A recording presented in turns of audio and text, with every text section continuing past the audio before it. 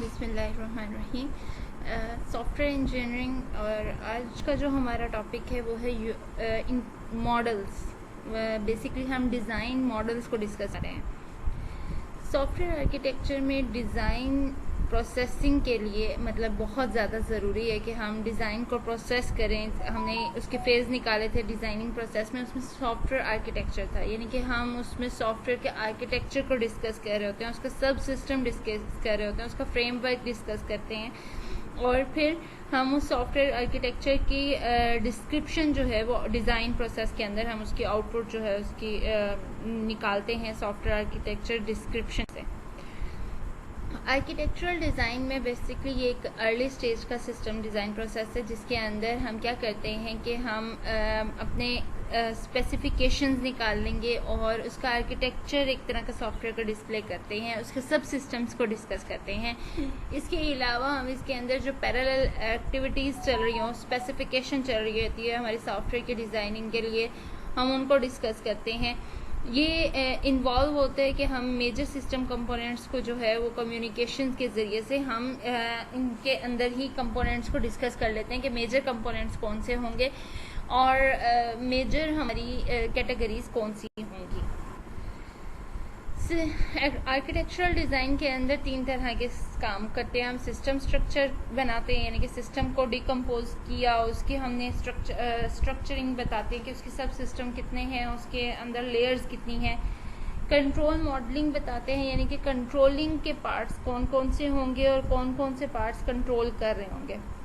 Modular decomposition का मतलब ये है कि जो हमने सब सिस्टम बनाया हम उनको भी डिकम्पोज करके आर्किटेक्चरल डिज़ाइन के अंदर ही बताते हैं कि उन सब सिस्टम के अंदर भी जो सब सिस्टम मौजूद हैं फंक्शन होती है। आर्किटेक्चरल मॉडल्स के अंदर हम डिफरेंट किस्म के डिज़ाइन प्रोसेस करते हैं और हर जो मॉडल होता है वो डिफरेंट पर्सपेक्टिव से हम शो करते हैं। आप यूँ समझ लें जैसे हम किसी एक सॉफ्टवेयर की 3 डायमेंशनल व्यू दिखाना हो या 4 डायमेंशनल व्यू दिखाना हो तो हम वो आर्किटेक्चरल मॉडल के ज़रिए से दिखाते हैं।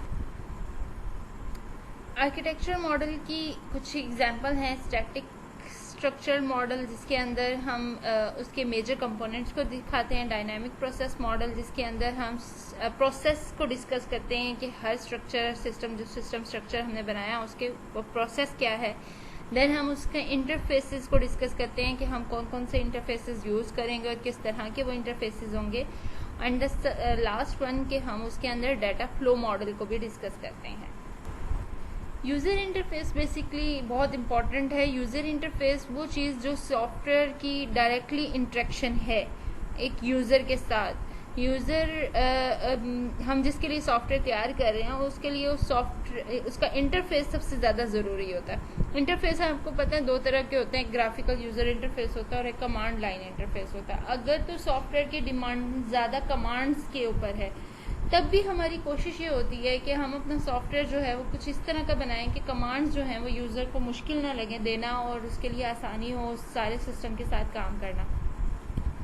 और अगर एक पुअर इंटरफेस होगा तो कभी भी यूज़र जो है वो सॉफ्टवेयर के साथ कैपेबिलिटी उसकी नहीं होगी। आप यूँ समझ लें कि एक सॉफ्टवेयर की तमाम तर कामयाबी उसकी क्वालिटी के साथ साथ उसके इंटरफेस पर डिपेंड करती है, क्योंकि अगर यूज़र को उसका इंटरफेस पसंद आ गया और उसको काम करना उस पर आसान हो गया तो ये हमारे लिए बहुत बड़ी कामयाबी की बात होती है।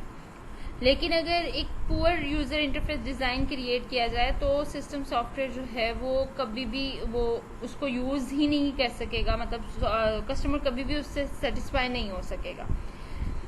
बिजनेस सिस्टम्स जो हैं वो बहुत ज़्यादा मोस्टली जो हैं हमारे वो ग्राफिकल यूज़र इंटरफेस से इंटरेक्ट करते हैं। ना सिर्फ बिजनेस सॉफ्टवेयर बिजनेस सिस्टम्स बल्कि हम देखें तो हमारे इर्द गिर्द तो जितने भी सॉफ्टवेयर मेकर्स हैं ये सॉफ्टवेयर के काम हो रहे हैं, वेब डेवलपिंग के काम हो रहे हैं, जितने भी काम हो रहे हैं वो सब user interface graphical user interface को यूज़ करते हैं और ग्राफिकल यूज़र इंटरफेस ही सबसे ज़्यादा इंपॉर्टेंट यूज़र इंटरफेस है। ग्राफिकल यूज़र इंटरफेस की कैरेक्टरिस्टिक्स आपको पता है, बिल्कुल मेन चीज़ है कि उसके अंदर विंडो होती हैं, आइकॉन शो हो रहे होते हैं, मेन्यूज शो हो रहे होते हैं, पॉइंटर जो है वो स्क्रीन पे मूव कर रहा होता है, ग्राफिकल व्यू होता है जिस पे इमेजेस और टेक्स्ट वगैरह की मदद से हमें उसके उसको यूज करना आसान हो जाता है। ग्राफिकल यूजर इंटरफेस का एडवांटेज भी यही है कि इसको लर्न करना, इसको यूज करना बहुत आसान होता है। यूजर के लिए इसका एक्सपीरियंस होना जरूरी नहीं होता, बल्कि उसको जस्ट थोड़ा सा अगर हम टेक्निकली उसको समझा दें तो भी वो बहुत आसानी के साथ समझ आता है। इन्फॉर्मेशन जो है वो विंडो के ऊपर विजिबल होती है, जिसकी वजह से वो इजीली समझ आता है कि यहाँ से क्लोज करना है, यहाँ से ओपन करना है, यहाँ से एंटर करना है, यहाँ से उसको डिसलेक्ट करना है, ये सारी चीज़ें। और फिर फुल स्क्रीन इंटरेक्शन जो है वो पॉसिबल ही हो जाती है इस graphical user interface. User interface design का प्रोसेस कुछ इस तरह से होता है कि ये बिल्कुल प्रोटोटाइप की तरह होता है, यानी कि इसको हम एक दफ़ा डिज़ाइन करते हैं। प्रोटोटाइप डिज़ाइन अगर आपको याद हो कि हम मुकम्मल तौर पर डिज़ाइन करके और एक तरह का उसका व्यू ज़रूर दिखाते हैं, तो ग्राफिकल यूज़र इंटरफेस डिज़ाइन का प्रोसेस भी यही होता है कि इसके अंदर हम प्रोटोटाइप क्रिएट करते हैं और फिर उसको एंड यूज़र को एवेलुएट करता है, वो डिज़ाइन एवेलुएट कर रहा होता है। फिर पेपर डिज़ाइन बेस भी उसके ऊपर होता है, प्रोटोटाइप होता है। बेसिकली सारे प्रोटोटाइप के ज़रिए से हम इसको दिखा रहे होते हैं कि एग्जीक्यूट कैसे होगा, प्रोड्यूस कैसे होगा, डिज़ाइन एंड यूज़र किस तरह से एवेलुएट करेगा, इम्प्लीमेंट कैसे होगा इंटरफेस के ऊपर। और ये दोनों चीज़ें जो हैं बहुत इंपॉर्टेंट होती हैं, डिज़ाइन प्रोटोटाइप और एग्जीक्यूटेबल प्रोटोटाइप।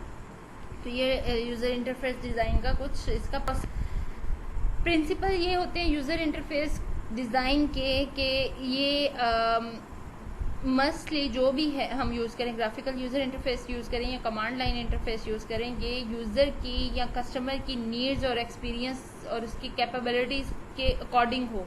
ऐसा ना हो कि हमने ऐसी चीज़ें यूज़ की हैं जो बेचारे यूज़र को उन चीज़ों के बारे में पता ही नहीं है और वो उसको जानता ही नहीं है। डिज़ाइनर जो है वो ज़रूर जानता हो कि जिन्होंने सॉफ्टवेयर यूज़ करना है उनका फिजिकल और मेंटल लेवल कितना है, उसके अकॉर्डिंग सॉफ्टवेयर तैयार किया जाए। आप देखें कि कभी बच्चों की वेबसाइट्स ओपन करें या बच्चों के जो सॉफ्टवेयर या गेम्स हैं उनको ओपन करें तो वो एक टोटली यूज़र इंटरफेस उनका डिफरेंट होता है। और अगर आप कभी बड़ों की जैसे गेम ऑफ थ्रोन्स और इस तरह की सीजनल और वीडियो गेम्स, वैसे तो वो बच्चे भी आजकल खेल रहे हैं, लेकिन बहुत छोटे बच्चों की बात करें तो अब जब इन गेम्स की बात करते हैं जो यूथ के लिए होती हैं या जिस तरह से, उनका इंटरफेस टोटली डिफरेंट होता है, उनके इंटरेस्ट के अकॉर्डिंग होता है। तो यूज़र इंटरफेस से जो हमारा कस्टमर है उसके फिजिकल और मेंटल लेवल के अकॉर्डिंग होना बहुत ज़रूरी है।